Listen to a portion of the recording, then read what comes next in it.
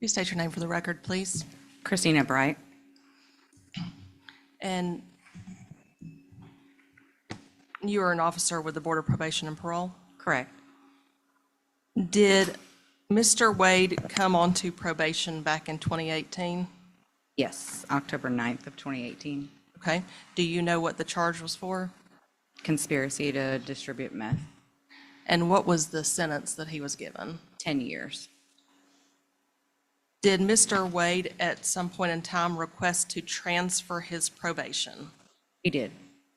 Did he go through the process to transfer his probation to a different state? Yes. And what state did he request to transfer to? Texas. So following that transfer, was he being monitored out of Texas? Yes. Okay. The transfer was approved on October 22nd of 2018. All right. And does the Board of Probation and Parole maintain records online in regards to probationers reporting drug screens and all of the different information that they receive while on probation as part of their official records? Yes. Okay. And did you review the official records in regards to Mr. Wade from the Texas probation officers? Yes. Okay. And let me also ask you this. So Mr. Wade had originally been charged or requested on a warrant back on January 28th of 2020. Is that correct? Yes. And at some point in time, due to an issue with that warrant, did you request a new warrant? Yes, I reissued it on July 30th of 2025. Okay. And his sentence is a 10-year sentence, is that correct? Yes. Okay.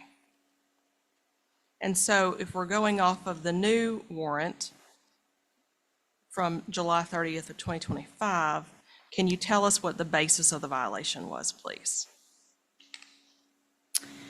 Rule 6 for, do you want me to read the rule or just what the violation was for? You can just state the violation. The violation was, he was being supervised out of Texas. They closed interest with the case. Objection to the foundation. Judge, I believe I laid a proper foundation in regards to official business records. Overrule the objection. Oh, may I respond to that? Yes. Thank you, Your Honor. There was some description of official records from Texas probation, but there was no description of what those records, how they were accessed, or what those records are. That would give us any idea of whether they're reliable or not. Are these notes from a case file? Are they, what even are they, I suppose would be the question. And that could be established through foundation.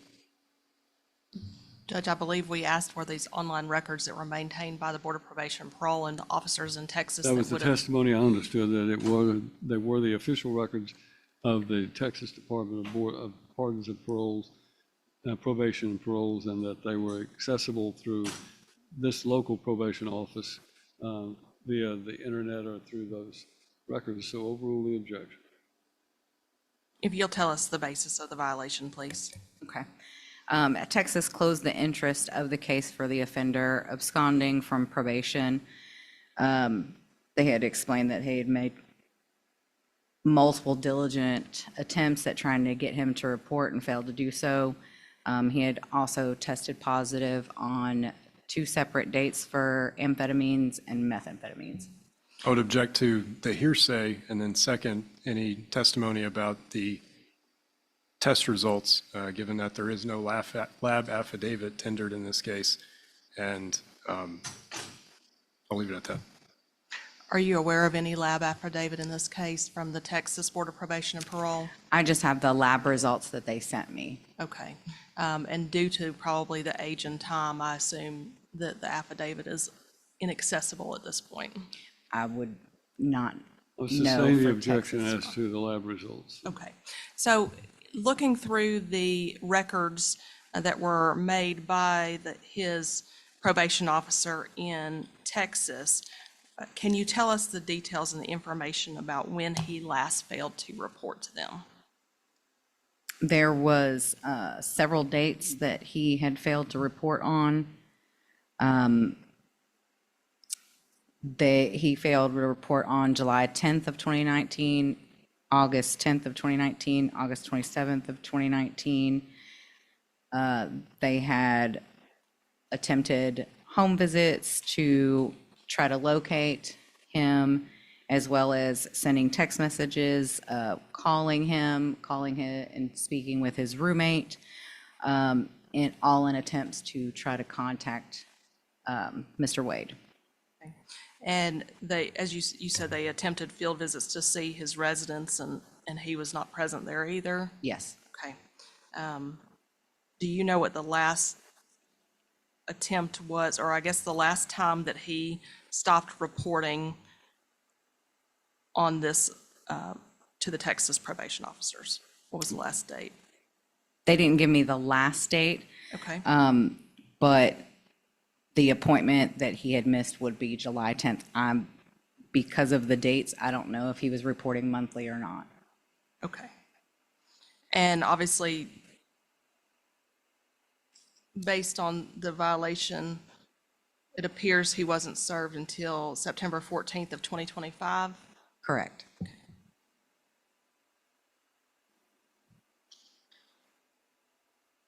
So approximately 6 years of absconding from probation. Yes. Thank you. I don't have any further questions. I have no questions, Your Honor. Thank you, Officer Bright. You may step down. State may call your next witness. State has rested their proof. Mr. Talbot, do you wish to offer any proof? Yes, sir, I'll call my client. Mr. Marcus Wade? Wade, if you'll come around, please. All right, Mr. Wade, is that microphone on? Yes, Okay, what's your name? Marcus Wade. Okay, and are you asking the court to put you back on probation to finish out your probation term? Yes, sir. Okay, and Yes, sir. was your probation transferred to Texas? Yes, sir. Did you move to Texas? That's where I'm from. Born and raised in Houston, Texas. Okay, and when you moved to Texas, upon the transfer of your probation, did you meet with probation in Texas? Yes, sir. Okay, and when did you start living there? My whole life. Okay, when did you start being supervised for probation there? October 2018. And did the level of monitoring that you had on probation change? No, I report it once a month. Then at some point, did something happen The that pandemic changed happened. circumstances? The pandemic happened and the whole city shut down. Okay, what effect did that have on probation? They told me someone would be in touch with me to let me know when to come back to visit. Okay. And did you,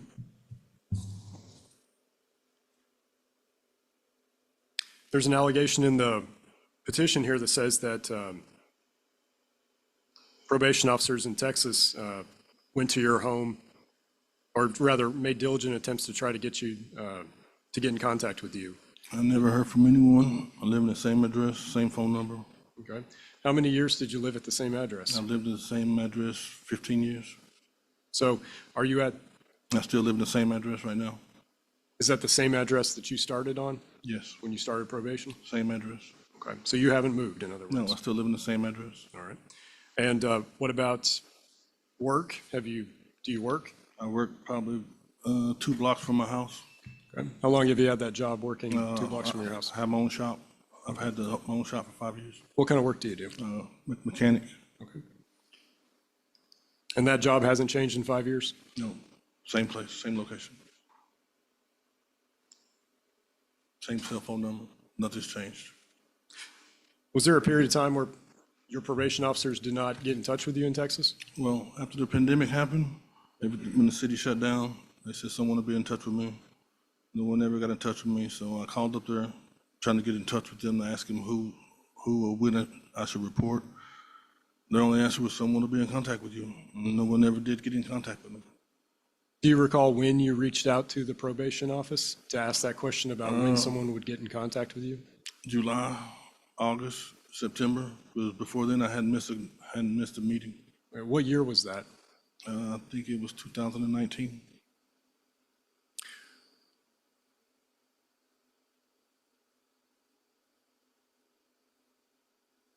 And when was the last time you did meet in person with a probation officer?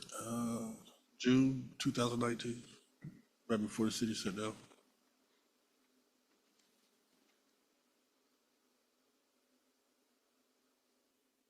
Okay. I'll pass the witness, Your Honor. Thank you. Colonel Wojnarowski?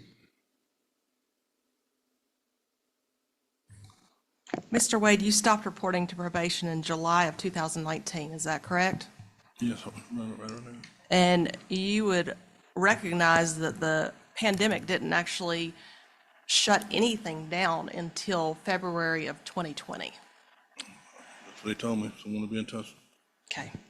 So from the last 6 years, you have not reported, you have not gone by the probation office, you have done absolutely nothing to do what you were required to do when you pled to this sentence. Is that correct? No, ma'am. I've called the probation office multiple times, asking when and who I should report to. They said someone will be in contact with me. Okay. But on July 9th, you agree that July 10th of 2019, you stopped reporting. Is that correct? Yes. Okay. I would stop reporting because they told me someone would contact me and tell me when the next time it is Due to I should report. Due to the pandemic, That's correct? what they told me. Okay. Yes, ma'am. Talbot? I have nothing else, Your Honor. Thank you. Thank you, sir. You may stand down. You may call your next witness. I have no further proof, Your Honor. You wish to be heard in argument?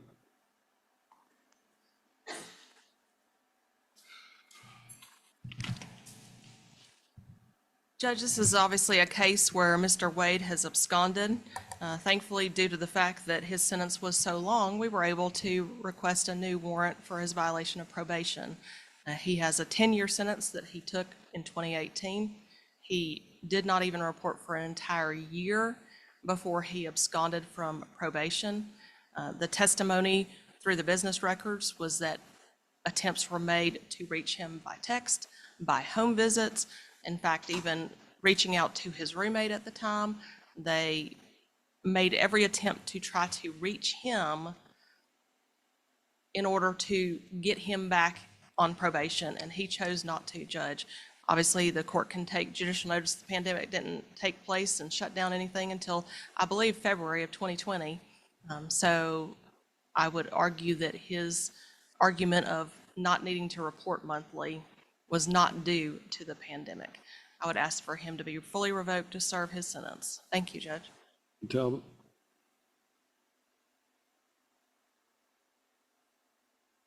Thank you, Your Honor.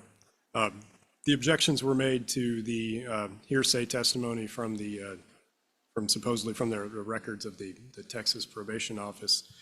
Those are exactly those details given about the absconding and the alleged absconding and the investigation of the defendant's whereabouts during that time are exactly the sort of thing that would need to be scrutinized through the confrontation and cross-examination process, and or why that it's important that that testimony, that evidence not come in as hearsay, but acknowledging that that was provided to the court. In contrast, the defendant himself testified from his firsthand knowledge that his probation office stopped reaching out to him once the pandemic commenced, and that he made efforts to try to get back in touch with him. He said that his address never changed. He never changed his phone number. He continued to work the same job near his home for 2 or 5 years, was his testimony. There's no reason he couldn't have been found exactly where he was and where he had started probation. So the notion that there's been any proof of absconding is not very credible. So we ask that the court reinstate him to his probation sentence and continue to serve that out. There's no criminal violation alleged, no new charges. So we emphasize that for the court. Thank you. This case lands right at the uncomfortable intersection where paperwork, time, and personal responsibility collide, and the court is left to decide whether this is a story of intentional absconding or systemic breakdown disguised as negligence. On paper, the facts appear brutally simple. Marcus Wade pled to a serious felony conspiracy to distribute meth and received a 10-year probationary sentence beginning in October of 2018.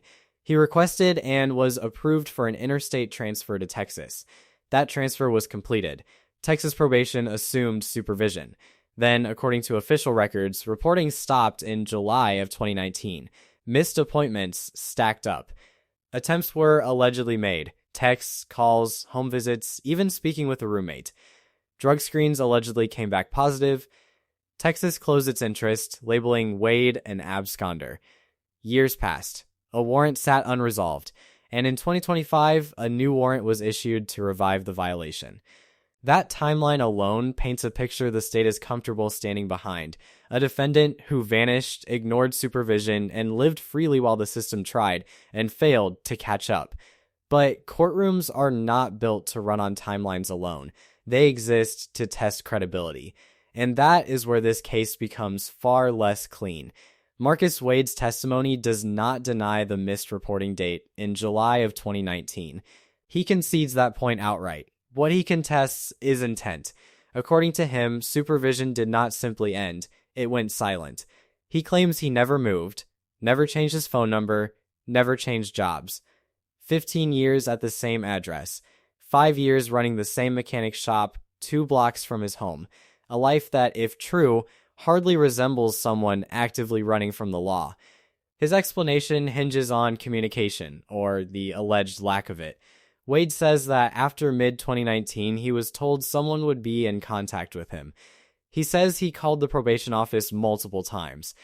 He says he was repeatedly told to wait, and crucially, he frames his confusion as being tied to what he believed was pandemic-related disruption, even though the state correctly points out that widespread shutdowns did not occur until months later. That discrepancy matters. It weakens his timeline. But it does not erase the larger question. If a probationer truly remained at the same address, same job, same phone number, how does 6 years pass without physical contact? The state leans heavily on records, official, digital, business records from Texas probation.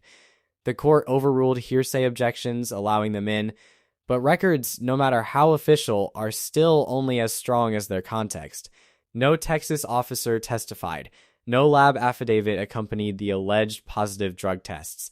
No witness with first-hand knowledge of the supposed home visits took the stand.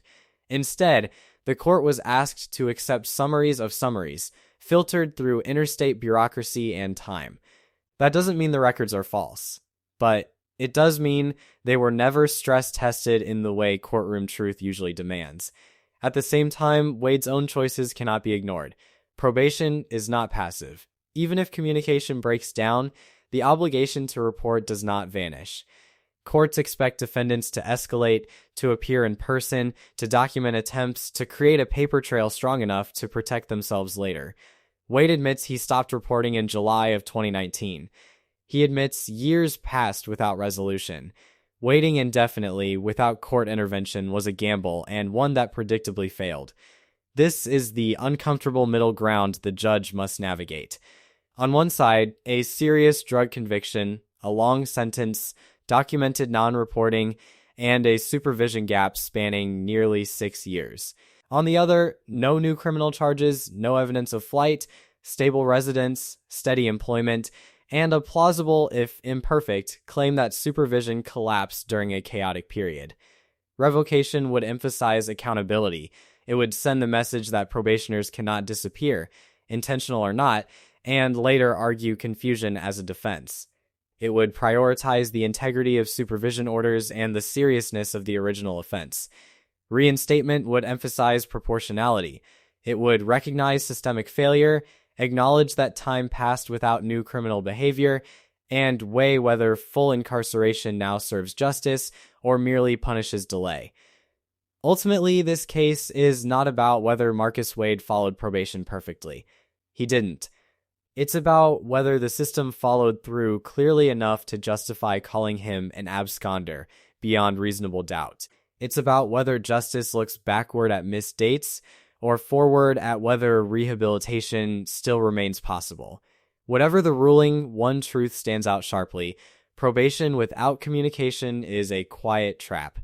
When supervision goes silent, responsibility blurs, and years later, courtrooms are left reconstructing intent from fragments.